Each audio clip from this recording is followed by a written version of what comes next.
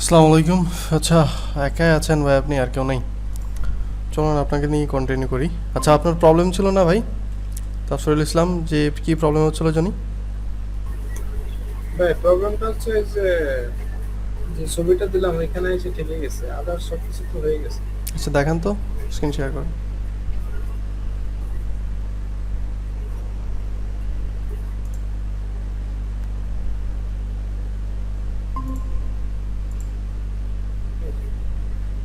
ইয়া করেন, কেটে দেন, কেটে দেন, হ্যাঁ কেটে দেন। ইসে যান, আপনি অ্যাডস ম্যানেজারে যান, অ্যাডস ম্যানেজারে ক্লিক করেন। ওই যে অ্যাডস ওপেন ইন অ্যাডস ম্যানেজারে যান। ওই যে ওপেন ইন অ্যাডস ম্যানেজার লেখা না, ওই যে 01 এর পাশে ওই যে ওপেন ইন অ্যাডস ম্যানেজার। 01 কোথায়? ওই যে আপনার আইডির পাশে, হ্যাঁ এর পাশে ওই যে ওপেন ইন অ্যাডস ম্যানেজার। হ্যাঁ,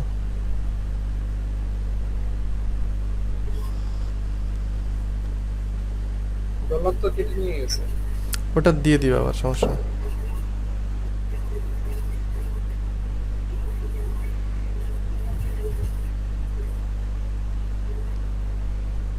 তাহলে কি অ্যাকাউন্টে $15 থাকবে না না, $5 থাকবে। নাকি ও, $5 থাকবে? হ্যাঁ $5 থাকবে। কার্ডের টাকা তো কেটে নেবে, কার্ড তো $10, ওটা কেটে নিবি। আপনি করেন ওই যে ডিসকার্ড ড্রাফট উপর উপর আছে না, ওটার উপর ক্লিক করেন। এটা কি সেভ করে রাখছেন, এটা ডিলিট করে দেন। হ্যাঁ এটা, হ্যাঁ ডিলিট করে দেন।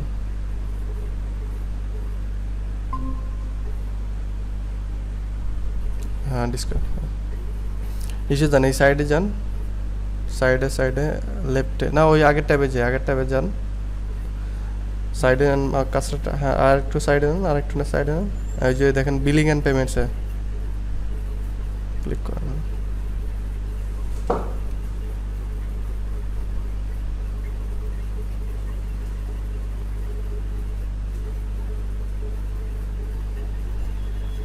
দেখি নিচে আসেন তো, নিচে আসেন। হ্যাঁ অ্যাকাউন্ট অ্যাড করা আছে, ঠিক আছে। হ্যাঁ এসে যান নিচে, আরও নিচে যান, আরও নিচে যান। এই ট্যাক্স আইডি অ্যাড করেন, হ্যাঁ ট্যাক্স আইডি অ্যাড করেন না, অর্থাৎ বিন নাম্বারটা অ্যাড করেন, না হলে কিন্তু আরও 15% ভ্যাট কাটবে। ঠিক আছে, কার্ডটা অ্যাড করছেন এর জন্য 15% ভ্যাট মাপ হয়েছে, আর বাকি 15% ভ্যাটে মাপ করার জন্য। তো পাঁচ আচ্ছা, ডলার তো দেখাচ্ছে। $5 হচ্ছে আপনার কার্ডের মধ্যে দেখাবে, কার্ডের অ্যাপ আছে না, রিডট পে কার্ড হ্যাঁ, অ্যাপে অ্যাপ, দেখাবে। অ্যাপে দেখাবে, এইখানে তো দেখাবে না। আপনি $5 যখন ইয়া করবেন, অ্যাডস চালাবেন, তখন অ্যাপ থেকে $5 কেটে নিবে। কেটে নিবে। $5 নিবে না তো, প্রথমে $2 নিবে, $2 নিবে আস্তে আস্তে। যে এখানে ব্যালেন্স, এটা হচ্ছে আপনার ওই যে যেখানে 00 লেখা আছে না, হ্যাঁ, ওইখানে ব্যালেন্স এটা যখন হচ্ছে 2 কত? হবে, যখন 2 হবে তখন হচ্ছে ব্যালেন্স কাটবে। এরপর নিচে যে যে ইয়োর ব্যালেন্স লিস্ট, এটা কিন্তু আস্তে আস্তে ইনক্রিজ হয়। ঠিক আছে, এটা বাড়বে আস্তে আস্তে। ধরেন আপনার এখানে তার 10 মানে হলো। যে এখান থেকে হ্যাঁ এটা বুঝেন আগে, এটা ধরেন এখানে 10 হলো, হ্যাঁ যেখানে এই ইয়োর যে ব্যালেন্স, এইখানে না না, যে ইয়োর ব্যালেন্স লিস্ট, এটা থ্রেশহোল্ড বলে। হ্যাঁ এখানে যখন 10 হবে, তখন আপনি ধরেন একটা $10 অ্যাড ক্যাম্পেইন দিয়েছেন। এখন দেওয়ার সাথে সাথে তো আর টাকা কেটে নেয় না, একটা নির্দিষ্ট সময় পরে টাকা কাটে। ধরেন 10 দিনের জন্য অ্যাডস দিয়েছেন, 10 দিন পরে $10 কাটবে। সো এইখানে যখন আপনার ব্যালেন্স $10 রিচ করবে, তখন $10 কাটবে, একবারে কাটবে। ঠিক আছে, বুঝছেন? হয়তো বা এখন না বুঝতে পারেন, আপনি যখন প্র্যাকটিক্যাল কাজ করবেন তখন বুঝে যাবেন, সমস্যা নেই। এটা বুঝতে পারছি। এখন তো আমি হলো অ্যাড দিতে পারবেন, ট্যাক্স, ট্যাক্স অ্যাকাউন্টে আইডি ট্যাক্স অ্যাড করেন, অ্যাড করে অ্যাডস দেন। এটা কি ইউটিউবের থেকে দেখলে মনে হয়? আছে, গুগলেও ইউটিউবের যে কোনো পাবেন। একটা দিলে। হ্যাঁ যে কোনো একটা দিলে হয়ে যাবে, গুগলেও আচ্ছা, আছে অনেক। তারপরে আচ্ছা আমি কি ফেসবুক পেজ হুম যখন আমি দিব, কারোর অ্যাড দিব, হুম হুম। তখন তো ফেসবুক পেজের কন্ট্রোলটা আমাকে দিতে হবে, কিন্তু ফুল কন্ট্রোল কি দেওয়া যায়? অ্যাডমিন করে দিবে তাই তো? ফুল লিমিটেড কন্ট্রোল দেওয়া যায়, ফুল কন্ট্রোল দেওয়া যায়, সে যদি ফুল কন্ট্রোল দিতে না চায়। না, সে আমাকে কোনটা দিলে হবে আর কি? অ্যাডসের একদম লিমিটেড যে ইয়াটা আছে ওটা দিলে হবে, আর ফুল আমি কি কন্ট্রোল না কোনো দিলেও হবে, ফুল কন্ট্রোল না দিলেও আচ্ছা, হবে। কারো ফেসবুক আইডির কোনো কি আমি এখন করতে পারবো? ফেসবুক অ্যাডের, মানে ভিডিও টিডিও পোস্ট করতে পারবো? না ফেসবুক অ্যাডের ভিডিও পোস্ট করতে পারবেন না। ফেসবুক অ্যাডে ভিডিও শুধুমাত্র পোস্ট করতে হলে পেজেরটা করতে পারবেন, কিন্তু ভিডিও বুস্ট করতে হলে এই ফেসবুক আইডি দিয়ে করতে হবে। পেজেরটা প্রোফাইলেরটা অন্যের অ্যাড অ্যাকাউন্ট দিয়ে করা যায় না, ঠিক আছে? এটা হচ্ছে শুধু হচ্ছে আমার ফেসবুক পেজে যত হুম হুম রিলেটেড অ্যাড হুম থাকে হুম সেই হুম। অ্যাড। এখন প্রোফাইলে তো কেউ অ্যাড দেয় না, পেজেই তো অ্যাড দেয়, ঠিক আছে? আচ্ছা, ওকে, চলেন আজকের ক্লাস টপিকে চলে যাই। আজকেরটাও অনেক বেশি লেন্দি হবে না, অল্প টাইমের মধ্যে কভার করতে পারবো আশা করি। আমরা হচ্ছে আজকে সেলস ক্যাম্পেইন সেট আপ করা দেখবো। আমার স্ক্রিনটা শেয়ার করি, ভাই মিউট করে দেন, হ্যাঁ? আচ্ছা, আজকে হচ্ছে আমরা সেলস ক্যাম্পেইন দেখবো, তাই না? দেখি তো আজকের রুটিনটা। Sales campaign, engagement campaign, awareness campaign kind হচ্ছে সেম, কিছু কিছু জিনিস আছে আলাদা থাকবে। আজকে আজকে আমাদের আজকে হচ্ছে সেলস ক্যাম্পেইন দেখবো বা কনভারসেশন ক্যাম্পেইন দেখবো, ক্যাম্পেইন সেট আপ। এরপর হচ্ছে ট্রাফিক দেখবো, ট্রাফিকে হচ্ছে ট্রাফিক ক্যাম্পেইনে হচ্ছে আমরা পিক্সেল সেট আপটা দেখবো, ঠিক আছে? পিক্সেল সেট আপটা অনেক বেশি গুরুত্বপূর্ণ। আচ্ছা, চলেন আমরা আজকে সেলস ক্যাম্পেইন সেট আপ করে দেখবো। আমরা অ্যাডস ম্যানেজারে চলে যাই। ওকে, সো আমি অ্যাডস ম্যানেজারে চলে আসছি। যে আমার নিজের পেজে একটা অ্যাডস দিছি ফলোয়ারের জন্য, $2 খরচ হয়েছে। দেখি তো রেজাল্টের কী খবর। এটা দেখাচ্ছে না, এই জন্য যে রেজাল্ট যদি ইনস্ট্যান্টলি দেখতে চান, এখানে কিন্তু রেজাল্ট আসছে বাট এটা আপডেট হয় না। আপডেট হইতে 24 ঘন্টা লাগে, এখনও 24 ঘন্টা হয় না। 24 ঘন্টা পর পর আপডেট হয়ে দেখায়। আপনি যখন করবেন ইনস্ট্যান্টলি রেজাল্ট দেখতে যাচ্ছেন, ধরেন 5 মিনিট পরে অ্যাডের কয়টা লাইক আসছে, কয়টা ফলোয়ার আসছে, এটা যদি ইনস্ট্যান্টলি দেখতে চান সেক্ষেত্রে অ্যাপ ইউজ করবেন। অ্যাপে একদম টাইম টু টাইম, অর্থাৎ 1 সেকেন্ড 2 সেকেন্ড পরে হচ্ছে আপডেট হতে থাকে রেজাল্টটা। বাট এই ল্যাপটপ থেকে বা পিসি থেকে দেখতে গেলে এই যে রেজাল্টটা আছে এটা 24 ঘন্টা পর পর আপডেট হয়। সো অ্যাডস দিয়েছি 24 ঘন্টা হয় না, 24 ঘন্টার পরে এটা আপডেট হবে। যাই হোক, এটা আমার নিজের পেজে লাইকসের জন্য, ফলোয়ার্সের জন্য হচ্ছে করা রয়েছে, অ্যাডস দেওয়া আছে সম্ভবত $4। আপনারাও দিবেন এরকম, পেজে ফলোয়ার বাড়াবেন, নিজেদের একটু ইনভেস্ট করবেন। আচ্ছা, সো আমরা সেলস ক্যাম্পেইন করব, আমরা এগুলো সব কিছুই জানি। বাইং টাইপ কি, অ্যাওয়ারনেস দেখে আসছি, এঙ্গেজমেন্ট দেখে আসছি। আজকে হচ্ছে সেলস ক্যাম্পেইন করব, অর্থাৎ আপনার ফেসবুককে বলে দিচ্ছেন যে আপনি ডিরেক্টলি সেল আনতে যাচ্ছেন, ঠিক আছে? সেলস ক্যাম্পেইনে আপনি অনেক ধরনেরভাবে করতে পারেন। আপনি ওয়েবসাইট থেকে পারচেস আনতে পারেন, আপনি সেলস ক্যাম্পেইনে মেসেজের মাধ্যমে পারচেস আনতে পারবেন। তবে একটা জিনিস মনে রাখবেন, যদি বাংলাদেশি ক্লায়েন্টে কাজ করবেন, যখন কাজ করেন তখন ক্লায়েন্ট যদি বলে যে আমার কোনো একটা প্রোডাক্ট আমার সেল করতে হবে, সেক্ষেত্রে সেল ক্যাম্পেইন দিবেন না, ওদেরকে এঙ্গেজমেন্ট ক্যাম্পেইন দিবেন। রিজন কি? সেল ক্যাম্পেইনে কি হয়, ফেসবুক শুধুমাত্র তাদেরকে অ্যাডসটা দেখায় যারা সত্যি সত্যিই কিনতে চায়। ধরুন আমাদের পার্টিসিপেট আছে, ধরেন কতজন, 5 জন, 4 জন। এই 4 জনের মধ্যে 4 জনই হচ্ছে একটা প্রোডাক্ট কিনতে চায়। ধরেন একটা টি শার্ট কিনতে চায়, মানে মোটামুটি একটু ইন্টারেস্টেড আছে, অনেক বেশি ইন্টারেস্ট না। ধরেন এই 4 জনের মধ্যে জাস্ট একজন ব্যক্তি হচ্ছে আপনার একদম সত্যি সত্যি কিনতে চায়, একদম বেশি, অনেক বেশি ইন্টারেস্টেড, সে অনেক রিসার্চ করছে, এখন হচ্ছে সে কিনবেই, ঠিক আছে? এরকম একজন আছে। সো আমি যখন সেলস ক্যাম্পেইন চালাবো, ফেসবুক কী করবে, এই আমাদের 4 জনের মধ্যে জাস্ট একজনকে দেখাবো এবং ওই একজনের মেসেজটা আনবে আমার কাছে, ঠিক আছে? কিন্তু এঙ্গেজমেন্ট ক্যাম্পেইনে কী হয়, এই যে 4 জনকে আমরা আছি না, 4 জনকে অ্যাডস দেখাবে, 4 জনের থেকে মেসেজটা নিবে, কিন্তু মূলত কিনতেছে কে? একজন ব্যক্তি, ঠিক আছে? এই জন্য যখন এঙ্গেজমেন্ট ক্যাম্পেইন আমরা দিব, তখন কি হয় সেলসের জন্য, সেক্ষেত্রে আমাদের মেসেজ, প্রচুর পরিমাণে মেসেজ আসে। ধরুন আপনি $10 খরচ করলেন, $10 প্রায় 100 মেসেজ চলে আসে। বাট সেলস ক্যাম্পেইনে $10 দেখা গেলো আপনার হচ্ছে মেসেজ আসতেছে মোটা 50টা, 40টা, এর নিচেও আসতে পারে, ঠিক আছে? অর্থাৎ মেসেজ কম আসে বাট বিক্রিটা বেশি হয়, অর্থাৎ সঠিক কাস্টমার আসে আমাদের কাছে। বাট এঙ্গেজমেন্ট ক্যাম্পেইনে যারা মোটামুটি ইন্টারেস্টেড, কিনতে না চাইলেও, ধরেন অনেকে, সবাই তো আর কিনি না, তাই না? আমরা কী করি, একটু যদি ইন্টারেস্টেড হই কী করি, মেসেজ দেই, প্রাইস শুনে চলে আসে, তাই না? এই টাইপের লোকজনের কাছে হচ্ছে আমার অ্যাডসটা বেশি দেখাই যদি আমি এঙ্গেজমেন্ট ক্যাম্পেইন চালাই। এঙ্গেজমেন্ট মানে কি, আমি ফেসবুককে বলে দিচ্ছি, আমি তো ফেসবুককে বলে দিচ্ছি না যে আমার সেল লাগবে, আমি ফেসবুককে বলে দিচ্ছি ভাই আমার হচ্ছে প্রচুর পরিমাণে মেসেজ লাগবে। এখন তারা কিনতে চাক বা না চাক সেটা ফেসবুকের যায় আসে না, কারণ আমি তো ফেসবুককে বলতেছি না আমি বিক্রি করতে আছি। আপনি যখন ডিরেক্টলি বিক্রি করতে যাবেন তখন সেলস ক্যাম্পেইন চালাবেন, ঠিক আছে? তবে যেটা বলতেছি যে বাংলাদেশি ক্লায়েন্টে কাজ করতে গেলে এঙ্গেজমেন্ট চালাই দিবেন, মেসেজ ক্যাম্পেইন বিশেষ করে। কারণ হচ্ছে তারা আর কি তারা বুঝবে না অত কিছু। যদি সেলস ক্যাম্পেইন চালান, ধরুন আপনার $10 একটা সেলস ক্যাম্পেইন চালাইছেন, মেসেজ আসছে মোটে 40টা, ওই 40টা মেসেজ থেকে তার সেল আসছে 10টা সেল আসছে, ঠিক আছে। এখন এখন সে হচ্ছে আবার এঙ্গেজমেন্ট ক্যাম্পেইন চালাইছে, এঙ্গেজমেন্ট ক্যাম্পেইন চালায় মেসেজ আসছে 100টা, কিন্তু ওই 100টা থেকে ধরুন সেল আসছে মাত্র 8টা। সে এই 8টা জিনিস নিয়ে খুশি থাকবে না, কারণ কি তার মেসেজ আসছে 100টা। সে বলবে না যে কত কত ভালো মার্কেটার, এতগুলো মেসেজ নিয়ে আসছে, সেল আনতে পারেনি, এটা আমার ব্যর্থতা, ঠিক আছে। সো তাদেরকে খুশি করার জন্য আমরা এঙ্গেজমেন্ট ক্যাম্পেইন চালাবো। আর তাছাড়া যদি আপনার নিজের জন্য হয়, নিজের ব্যবসার জন্য হয়, বা আপনার কোনো একটা ব্যবসায় পার্টনার আছেন, বা বাইরে দেশে ক্লায়েন্ট কাজ করতে গেলে অবশ্যই সবসময় সেলস ক্যাম্পেইন চালাবেন। কারণ এঙ্গেজমেন্ট বা হচ্ছে ট্রাফিক, এইগুলো দিয়ে আসলে ট্রাফিক বা এঙ্গেজমেন্ট দিয়ে আসলে মেইনলি ফেসবুকের কাছ থেকে সেল আমি আনতেছি না, অন্য অন্য অবজেক্ট, এটা এগুলোর কাজ আলাদা। কিন্তু আমরা সেলসের জন্য, আমরা বাংলাদেশে বিশেষ করে সেলসের জন্য হচ্ছে আমরা এঙ্গেজমেন্টটা সব থেকে বেশি ব্যবহার করি। সেলস ক্যাম্পেইন যেটা অবজেক্ট দেওয়া আছে সেলসের জন্য, ওই অবজেক্টটা আসলে খুবই কম লোকজন ব্যবহার করি। সেলস ক্যাম্পেইনে আপনার মেসেজ কম আসে, কাস্টমার কম আসে, বা যে কাস্টমারগুলো আসে ওরা হচ্ছে অনেক বেশি কোয়ালিটিফুল কাস্টমার, ঠিক আছে। যেমন একটা এক্সাম্পল দিলাম, আমাদের মধ্যে মাত্র একজন কোয়ালিটিফুল কাস্টমার, ওই একজন কোয়ালিটিফুল কাস্টমারের মেসেজটা সেলস অবজেক্টের মাধ্যমে নিয়ে আসা যায়, কিন্তু এঙ্গেজমেন্ট অবজেক্টের মাধ্যমে সবার মেসেজ আসতেছে। এখন সবার তো মেসেজ লাগবে না, তাই না? আচ্ছা, এবার চলুন আমরা সেলস ক্যাম্পেইনটা সেট আপ করি।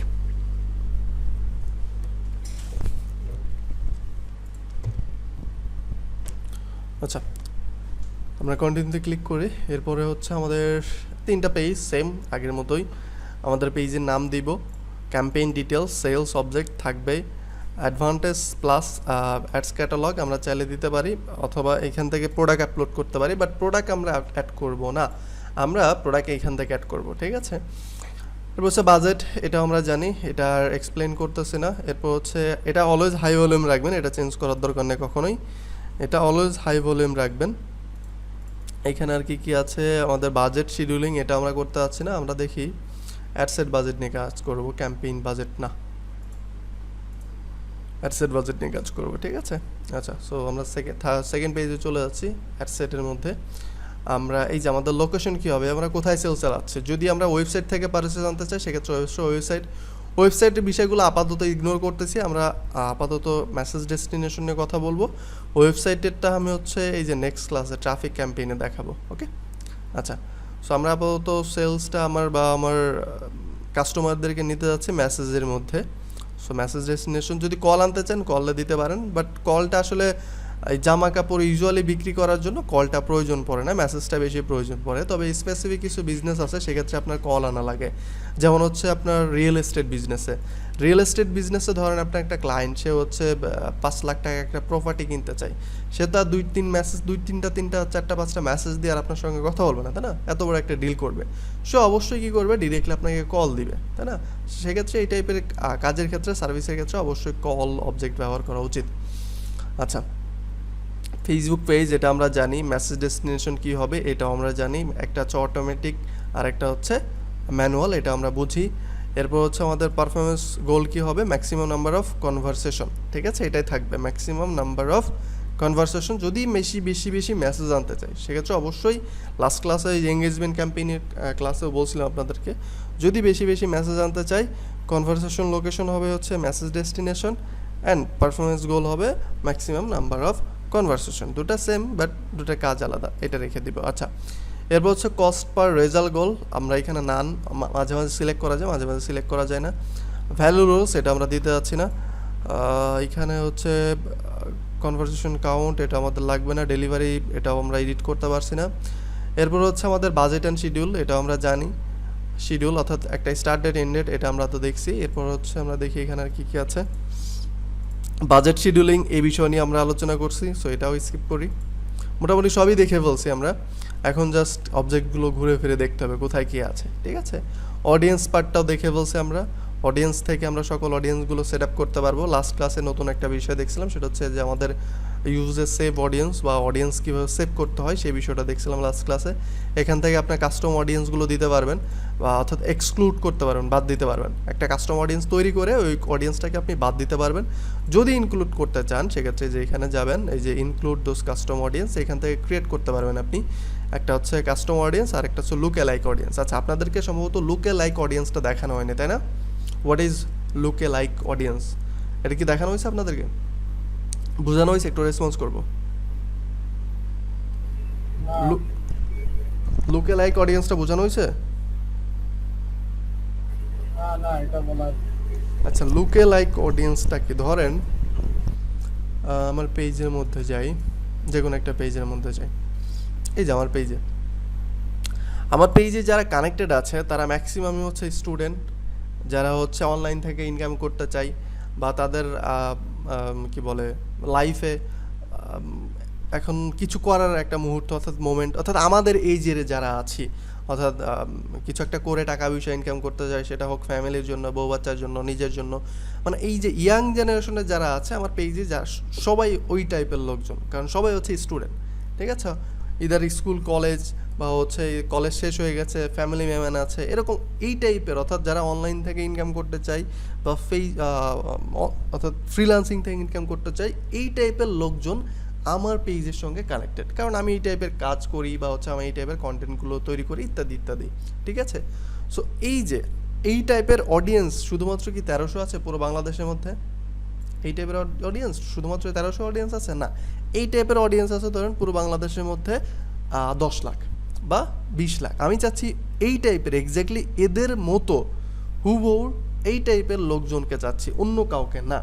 সেক্ষেত্রে আপনি এখানে লুকে লাইক অডিয়েন্স সিলেক্ট করতে পারেন, ঠিক আছে? লুকে লাইক কি, ধরেন আপনার মতো আরেকজন, ঠিক আছে? এখন আপনার মতো আরেকজন বলতে যে আপনার মতো দেখতে হবে এমনটা না, আপনার মতো বিহেভিয়ার, যেমন এই যে এখানে যারা যারা আছেন সবার একটা কমন বিহেভিয়ার কি বা হচ্ছে কমন জিনিস কি, আপনারা সবাই হচ্ছে ফ্রিল্যান্সিং শিখতে যাচ্ছেন বা অনলাইন থেকে কিছু একটা করতে যাচ্ছেন, টাকা পয়সা ইনকাম করতে যাচ্ছেন। এই যে যে সবার সঙ্গে এই যে একটা বিষয় মিল আছে না, অর্থাৎ একজন আর একজনের সাথে মিল আছে, এটাকে হচ্ছে লুকে লাইক অডিয়েন্স বলে, ঠিক আছে? এখান থেকে আপনি লুকে লাইক একটা অডিয়েন্স ক্রিয়েট করতে পারবেন। সিলেক্ট ইউর লুকে লাইক সোর্সে গিয়ে আপনি হচ্ছে আমাদের এখানে পিক্সেল যখন সেট আপ করবো তখন পিক্সেলটা দেখাবে, এটা আপাতত স্কিপ করি। ইয়োর সোর্সে যাবো, ইয়োর সোর্স থেকে এই যে আমি চাচ্ছি আমার পেজে লুকে লাইক অডিয়েন্স চাচ্ছি, তাই না? সেক্ষেত্রে পেজটা সিলেক্ট করে দেবো। আচ্ছা, লুকে লাইক বিষয়টা তো বুঝতে পারছি, ক্লিয়ার হয়েছি? লুকে লাইক অডিয়েন্স কাকে বলে এটা কি বুঝতে পারছি? একটু রেসপন্স করবো।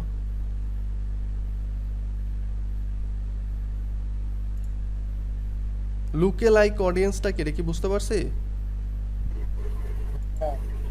হ্যালো? জি ভাই, বুঝতে পারছি। আচ্ছা, ঠিক আছে। সো এখান থেকে যে লুকে লাইক অডিয়েন্স আপনি চাচ্ছেন সে পেজটা সিলেক্ট করে দিয়ে এখানে ক্রিয়েটে ক্লিক করলে আপনার লুকে লাইক অডিয়েন্স ক্রিয়েট করা হয়ে যাবে, এবং এখান থেকে আপনি সিলেক্ট করতে পারবেন, ঠিক আছে? যেমন আমি যে ফেসবুকে এই মুহূর্তে আমার নিজের পেজে অ্যাড চলতেছে, সেটা হচ্ছে কোনো রকম কোনো অডিয়েন্স আমি সিলেক্ট করিনি, জাস্ট লুকে লাইক অডিয়েন্স সিলেক্ট করছি, কারণ আমার পেজে অলরেডি যারা কানেক্টেড আছে আমি এদের মতো ফলোয়ার চাচ্ছি।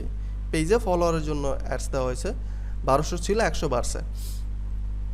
সো এদের যারা অলরেডি আমাকে ফলো করে এদের মতো লোকজনদের কাছে যাচ্ছে, কারণ এদের মতো লোকজন ছাড়া অন্য র্যান্ডম পাবলিক দিয়ে তো আমার কোনো প্রয়োজন নাই, তাই না? তো এই জন্য আমি এখান থেকে আমার ক্যাম্পেইন যেটা একটু আগে দেখালাম শুরুতে, ওটা হচ্ছে লুকে লাইক অডিয়েন্স সিলেক্ট করে ক্যাম্পেইনটা চালু করা। আচ্ছা, এরপর হচ্ছে অ্যাড ট্রান্সপারেন্সি, এটা আমরা জানি আমাদের বিজনেস পোর্টফোলিওটাকে ভেরিফাই করার জন্য এখান থেকে ভেরিফাই করতে পারি, না করলেও হবে। এরপর হচ্ছে প্লেসমেন্ট, এ পার্টটাও আমরা জানি, এটা আমাদের লাগবে না। দেখি এর মধ্যে আর কি আছে, না এগুলো লাগবে না। সো আমরা নেক্সটে চলে যাই, লাস্ট পেজে অ্যাডের পেজে, অর্থাৎ আমাদের অ্যাড ক্রিয়েটিভ দিতে হবে। এইখান থেকে আমাদের পেজে ঝামেলা করতেছে, যাই হোক ঠিক হয়ে যাবে। এরকম যদি প্রবলেম হয় মাঝে মাঝে, এরকম আপনাদের হবে, বলতেছে যে আপনার ইনস্টাগ্রাম অ্যাকাউন্ট কানেক্ট করতে, বাট আমার তো ইনস্টাগ্রাম অ্যাকাউন্ট নেই। সেক্ষেত্রে এই যে এখানে যতক্ষণ ইরোর থাকবে, ইরোটা কিন্তু রিমুভ না করা পর্যন্ত আপনার হচ্ছে অ্যাডস কিন্তু অ্যাক্টিভ করতে পারবেন না। সেক্ষেত্রে কী করবেন, এই সেকেন্ড অপশনে চলে যাবেন, আবার অ্যাড সেট অপশনে গিয়ে এখানে প্লেসমেন্টের মধ্যে যাবেন। প্লেসমেন্টে গিয়ে আমার শুরুতে এটা যে কী পরিমাণ প্রবলেম হয়েছিল, এটা আন্দাজে খুঁজতে খুঁজতে খুঁজতে খুঁজতে খুঁজতে খুঁজতে পরে এটার এই প্রবলেমের সলিউশন আমি করছি। সো এখান থেকে প্ল্যাটফর্মটা ইনস্টাগ্রামটা বাদ দিয়ে দিবেন, দেখেন এখানে চলে যাবে, একটা রিফ্রেশ করে এটা চলে গেছে, চলে যাবে।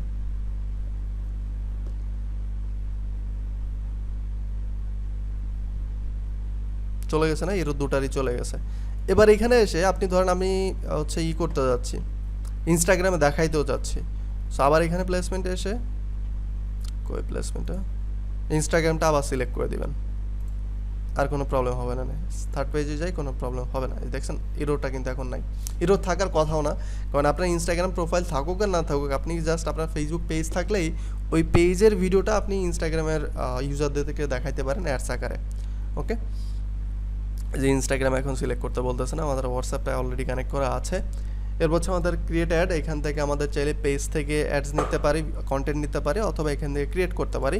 এখানে আরেকটা জিনিস মনে রাখবেন, যখন সেলস ক্যাম্পেইন করবেন সবসময় ট্রাই করবেন করাসোল অ্যাড দিতে, সবসময়। কারণ করাসোলটা আসলে দেখতে অনেক বেশি ভালো লাগে এবং অনেক বেশি এঙ্গেজিং হয়। আমাদের যারা অডিয়েন্স থাকবে তারা খুব সহজে বুঝতে পারে যে আসলে আমরা কী সেল করতে যাচ্ছি। ঠিক আছে, যত সকল বড় বড় কোম্পানি আছে অনলাইনে ব্যবসা করে, তাদের সবাই সেলস ক্যাম্পেইনগুলো করাসোল অ্যাড চালাই এবং আমরা অনেক বেশি এঙ্গেজড হয় করাসোল অ্যাডসগুলোতে। ঠিক আছে, লাস্ট ক্লাসে কিন্তু আমি দেখাইছিলাম যে করাসোল অ্যাডস কীভাবে দেখায় এবং কীভাবে সেট আপ করতে হয়। যাই হোক, আমি এখান থেকে আমার পেজ থেকে ভিডিও নিতে যাচ্ছি, একটা কন্টেন্ট নিতে যাচ্ছি, সেক্ষেত্রে এটা চেঞ্জ করে দিই, ইউজিং এক্সিস্টিং পোস্ট, অ্যাড ক্রিয়েটিভটা নিব, সিলেক্ট পোস্ট, কোন পোস্টে আমি সেল ক্যাম্পেইন চালাইতে যাচ্ছি, ধরেন এই যে এই পোস্টটা, কন্টিনিউ, এই যে আবার কি এরর আসলো। আচ্ছা, আমার সিটে বাটন অ্যাড করা নেই, সমস্যা নেই, নিচে বাটন অ্যাড করার অপশন আছে। আচ্ছা, অলরেডি তো অ্যাড করা আছে, তাহলে তো সমস্যা থাকার কথা না। আচ্ছা, অ্যাড হয়ে গেছে, যাই হোক এরর আসছিল আবার চলে গেছে। এনিওয়ে, এরপর হচ্ছে আমাদের চ্যাট বিল্ডার আছে, আমাদের বাটনটা রিমুভ করতে বলতেছে, আমরা রিমুভ করার কোনো প্রয়োজন নাই। এরপর হচ্ছে আমাদের চ্যাট বিল্ডার, ওই চ্যাট বিল্ডার কই, চ্যাট বিল্ডার কই গেল, creative testing chat builder remove করে দিল কেন?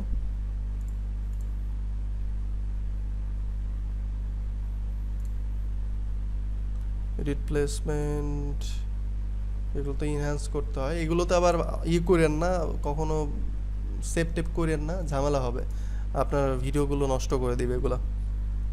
এমনি জাস্ট প্র্যাকটিস পারপাসে দেখতে পারেন। এটা তো ক্রিয়েটিভ টেস্টিং, আমাদের ক্রিয়েটিভ টেস্ট করতে যাচ্ছি না, অর্থাৎ এটার এবি টেস্ট করতে বলতেছে, যে ভিডিওটা আর এবি টেস্ট করতে বলতেছে। আমরা চাইলে করতে পারি যদি আমাদের কাছে মাল্টিপল কন্টেন্ট থাকে। বাহিরের দেশে যারা ক্লায়েন্ট থাকবে তারা সবাই একটা ভিডিও বা একটা অ্যাডসের জন্য 3-4টা অ্যাড ক্রিয়েটিভ তৈরি করে এবং ওটার এবি টেস্ট করে ক্যাম্পেইন চালায়, এবং এই জন্যই ওরা সবসময় ভালো রেজাল্টটা পায়। বাট বাংলাদেশে আসলে এটা ওরা বুঝে না, বোঝানো পসিবলও হয় না। এত বোঝায় বাট বুঝে না যে যে কন্টেন্ট যেটা আছে এটা ইমপ্রুভ করতে হবে বা এটা নিয়ে রিসার্চ করতে হবে। আচ্ছা, এখানে চ্যাট বিল্ডার দেখাচ্ছে না, হোপফুলি পরে দেখাবে বা পরে এডিট করতে গেলে দেখাবে। যাই হোক, সো এই হচ্ছে আজকে সেলস ক্যাম্পেইন আর এঙ্গেজমেন্ট ক্যাম্পেইন পুরাই সেম, একই রকম সেট আপ, আর আলাদা কিছু নেই। আপনি ওয়েবসাইট পারচেস দিলেও এই একই রকম সেট আপ আসবে। ঠিক আছে, ওয়েবসাইট দিলেও একই রকম সেট আপ আসবে, এবং ওয়েবসাইটের বিষয়টা নেক্সট ক্লাসে দেখব। ঠিক আছে, সো এই হলো আছে ক্লাস।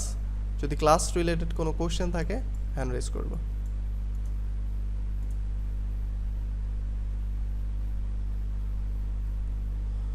যদি ক্লাস রিলেটেড কোশ্চেন থাকে তাহলে হ্যান্ড রেজ করব, যদিও কোশ্চেন থাকার কথা না, কারণ বলতে গেলে লাস্ট ক্লাস আজকে ক্লাস প্রায় 90% সেম, 90% কি 100%ই সেম, আলাদা কিছু ছিল না, পুরোটাই সেম ছিল। অল্প কিছু জিনিস নতুন জানছি, যেমন হচ্ছে সেলস ক্যাম্পেইন দিব নাকি এঙ্গেজমেন্ট ক্যাম্পেইন দিব, কোনটা দিলে কি হবে না হবে, এই হচ্ছে আশা বিষয়। যে কোনো কোশ্চেন আছে আমাদের? কোশ্চেন না হলে আমি এখানে ক্লাসটা ক্লোজ করতেছি। ওকে, কোশ্চেন নাই, সো আছে ক্লাস এই পর্যন্ত। হ্যাঁ হ্যাঁ, আমি যখন এই যে এই রিলেটেড না মানে আগে দিলে অ্যাওয়ারনেস দেব না, যদি ফেসবুক হুম, পেজের কোনো দিই, তাহলে ভিউয়ের জন্য বা পেজের অফিসের জন্য যাওয়ার জন্য তখন তো অ্যাওয়ারনেস দেব। ভিডিওতে ভিউসের জন্য হ্যাঁ হ্যাঁ, হ্যাঁ, সেক্ষেত্রে অ্যাওয়ারনেস ভিউসের, অ্যাওয়ারনেস। হুম, ঠিক আছে। আর আর সেলস দিলে সেলস কি কত কি আসতেছে সেটা তো আমি দেখতে পাবো। হ্যাঁ পারবেন, সেলসে আসলে মেসেজের মাধ্যমে সেল আসে, তো তো সেক্ষেত্রে আপনার নিজে থেকে কাউন্ট করতে হবে, ফেসবুক ওইভাবে কাউন্ট করে দেয় না। বাট ফেসবুক কি কাউন্ট করে দেয়, ফেসবুক কাউন্ট করে দেয় হচ্ছে আপনার কয়টা মেসেজ আসছে, প্রত্যেকটা মেসেজের জন্য কয় টাকা কাটতেছে, কতটুকু রিচ আসছে, কতটুকু ইমপ্রেশন আসছে, এগুলো ফেসবুক দেখায় দেয় আপনাকে। অ্যাপ আছে, অ্যাপ থেকে দেখতে পারবেন আপনি। অ্যাপ থেকে হচ্ছে ইনস্ট্যান্টলি দেখতে পারবেন, পিসি থেকে 24 ঘন্টা পর পর আপডেট হয়, পিসি বা ল্যাপটপ ভার্সনে। মানে কাজ করার জন্য ল্যাপটপ ভালো, আর রেজাল্ট পাওয়ার জন্য কি ফোন? হ্যাঁ হ্যাঁ হ্যাঁ।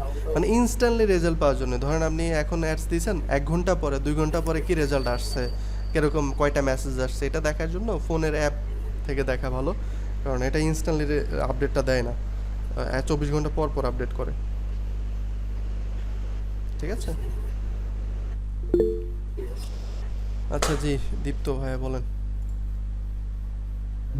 তাইলে পরে আমি যদি একটা পেজ ক্রিয়েট করি বা আমার যদি বিজনেস স্টার্ট করি, সেক্ষেত্রে আমি সেলস এটাই ব্যবহার করবো, আপনার অ্যাওয়ারনেস থেকে। ইয়া করবেন, রিসার্চ করতে হবে। যদি দেখেন সেলস থেকে ভালো সেল আসতেছে তাহলে সেলই করবেন।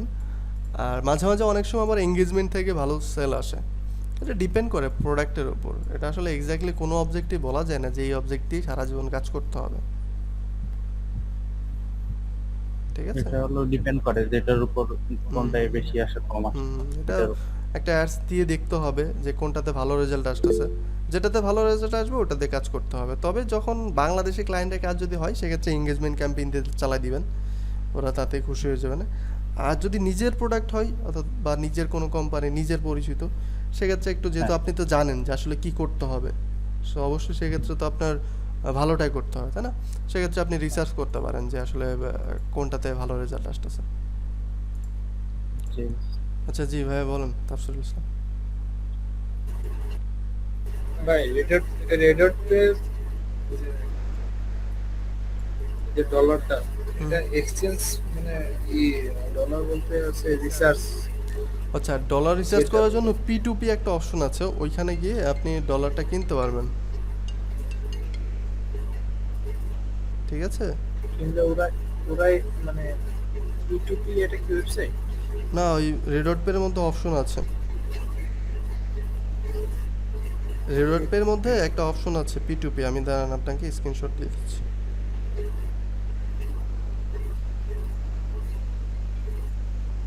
স্ক্রিনশট দিয়ে দেখাচ্ছে আপনাকে। হ্যাঁ, P2P আছে। হ্যাঁ, যে মোড়ে গিয়ে P2P একটা অপশন আছে না, P2P, হ্যাঁ ওইখানে যান। ওইখানে হ্যাঁ আপনি হ্যাঁ, ওইখান থেকে অ্যামাউন্ট সিলেক্ট করবেন, পেমেন্ট মেথড সিলেক্ট করবেন। তবে একটা টিউটোরিয়াল দেখে নিন, হ্যাঁ, না হলে কিন্তু স্ক্যামে বা হচ্ছে ভুল করে টাকা দিয়ে ফেলবেন। একটা টিউটোরিয়াল দেখে নিন কীভাবে কিনতে হয়। যদি বিকাশ থেকে কেনেন, বিকাশ নগদ থেকে কিনলে অ্যাভারেজ আপনার 29-30 টাকা করবে পার ডলার। আর যদি ব্যাংক থেকে নেন, ব্যাংক ইয়াতে ট্রান্সফার করেন টাকা পয়সা, সেক্ষেত্রে অ্যাভারেজ আপনার 27 টাকা 28 টাকা হচ্ছে পার ডলার পড়বে। ঠিক আছে। এটা কি মানে আপ ডাউন করবে না, মানে হুম ডলার রেট অনুযায়ী আপ ডাউন করবে? এটার জন্য তো বললাম অ্যাভারেজ বিকাশ থেকে কিনলে ক্যাশ আউট খরচ সহ আপনার 28 টাকা 29 টাকা 30 টাকা এর মধ্যে পড়বে। ম্যাক্সিমাম টাইম হচ্ছে 29 টাকা পড়ে পার ডলার, 129। আর যদি ব্যাংক থেকে ট্রান্সফার করেন সেক্ষেত্রে আপনার ওই যে ক্যাশ আউট খরচটা লাগে না, আপনার পার ডলার 27 টাকা 26 টাকা ওইভাবে এখন পাওয়া যায় না, 27.5, তারপরে হচ্ছে 28 এরকম পাওয়া যায় ডলার রেট। ব্যাংক থেকে দিয়ে লাভ। হুম। তবে একটা ভিডিও দেখে আচ্ছা, নিন, ঠিক ঠিক আছে। আছে, না হলে কিন্তু হ্যাঁ টাকা দিয়ে টাকা মারা খাবেন। ঠিক আছে। আচ্ছা ঠিক আছে, ঠিক আছে। আচ্ছা ঠিক আছে। ওকে, সো আজকে ক্লাসে এ পর্যন্তই। আল্লাহ হাফেজ, শুভরাত্রি সবাইকে।